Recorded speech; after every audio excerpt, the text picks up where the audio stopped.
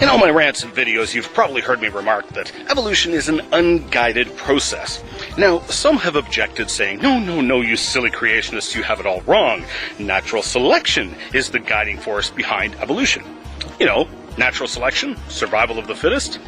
Natural selection only selects from what we already have. It doesn't provide any new information, which really is what evolution needs. Natural selection was actually an idea first put forward by a creationist by the name of Edward Blythe. Later on, Darwin plagiarized this idea for his evolutionary theory. But can natural selection actually be the guiding force behind evolution? In short, nope. First of all, survival tends to be random. For example, it is assumed that humans evolved larger brains, therefore became more intelligent. That aided in their survival. However, just because you are really intelligent does not mean you are necessarily going to survive. Are we recording? Oh yes, we're recording. Okay, we here at the laboratories of Cold Fusion Solutions are excited to bring you via video the first full critical test run of our newly prototyped cold fusion reactor. I require the tactical modulator. Oh, yes, you do. Now, the dry runs have been very promising and very hopeful. Now, a unit this size theoretically can power up to 20 city blocks for up to 20 years with clean, renewable energy. Ready, Dr. Kleiner? Oh, excellent. What are we waiting for? 1 second.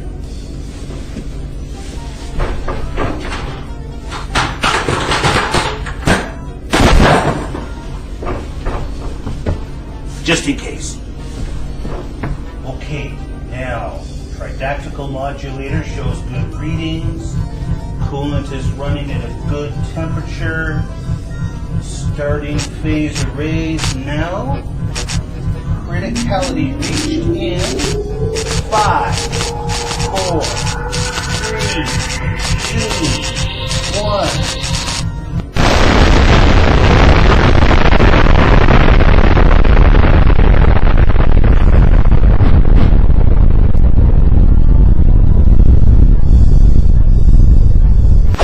It's also assumed that if you're stronger and faster, that you'll outsurvive the weaker. But that also is not necessarily true.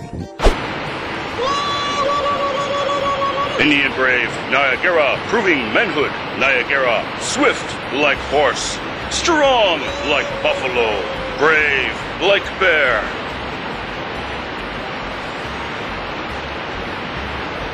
But dumb like stick,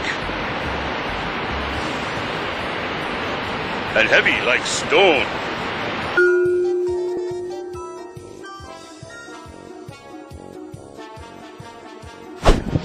And having lots and lots of offspring also does not mean that you or your offspring will necessarily survive.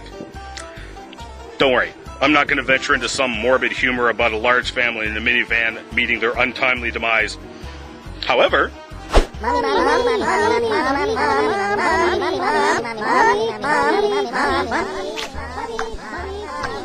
So, sweetie, what would you like to do today?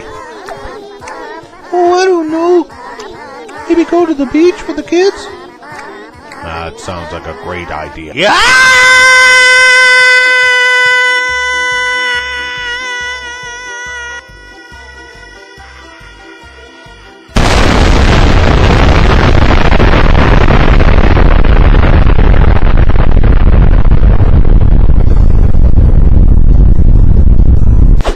furthermore, evolution tends to give natural selection downright magical properties. Let's take the Irish elk, for example. One might ask, why does it have such large horns? Well, the answer would be because natural selection selected it. Then one asks the question, why then did the Irish elk become extinct? Well, because natural selection selected it out, probably because of its extremely large horns, which it couldn't maintain. Thus, natural selection becomes an excuse, not an explanation, and these explanations can hardly be called scientific, seeing as how nobody has actually observed them. To top it all off, guidance requires foresight. What's good for you this year isn't necessarily good for you next year. Natural selection has no foresight. Therefore, it cannot be a guiding force. Furthermore, what we observe in nature is that the sick and the weak tend to be protected by the rest of the herd, and thus even the sick and the weak tend to live, survive, and have offspring. As it turns out, natural selection fights itself. A study carried by the American naturalist examined 62 species and roughly an estimated 2,500 different examples of natural selection. Of all those examples, they concluded that a whopping 16% were selected because of a beneficial trait, or a survival trait. Well, wait a minute. That means 84% of the traits selected had nothing to do with survivability. And thus, if they had nothing to do with survivability, they had an 84% chance of having nothing to do with directing evolution. Put it another way, if you somehow pick up a beneficial mutation, that means a natural selection has an 84% chance of weeding you out of the gene pool. That's reverse evolution. The most effective forms of selection we can study are unnatural selection or guided selection, such as eugenics and breeding. Well, thousands of years of breeding of dogs has shown us that dogs will evolve into dogs. But let's say natural selection really does work according to Darwinian claims. You'll notice that natural selection causes the opposite of evolution. Which can withstand extremes of temperature better, a bacteria or a human?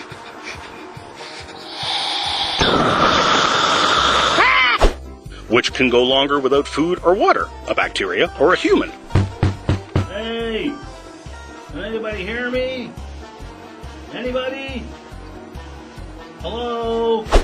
Which do you think natural selection will select? Bacteria reproducing asexually, or humans which require two incredibly complex genders to reproduce? Which has more offspring, a bacteria or a human?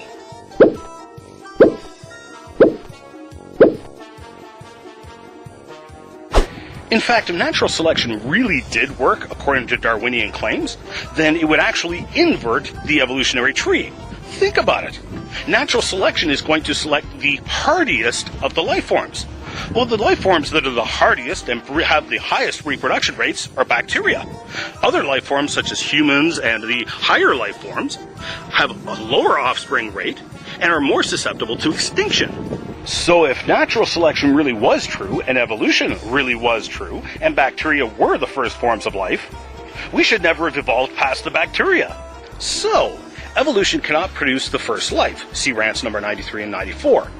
Evolution can't add more information, or new organs, etc., to that life. See rants number 35 and 78. And natural selection only selects from what we already have, and what it does select is the opposite of upwards-onwards evolution. Therefore, scientifically speaking, evolution is bankrupt. All of these observations, however, cause no problems for the creation model, which is based on the Holy Bible, which says we were created by none other than Jesus Christ. That Bible also tells us that the whole reason we even have natural selection is because we are in a world that has been marred and corrupted by sin. That's disobedience to that Creator. Now, that Creator says He's going to make a new heaven and a new earth, and that the only way to enter into that new heaven and new earth is through being born again. So what are you waiting for today?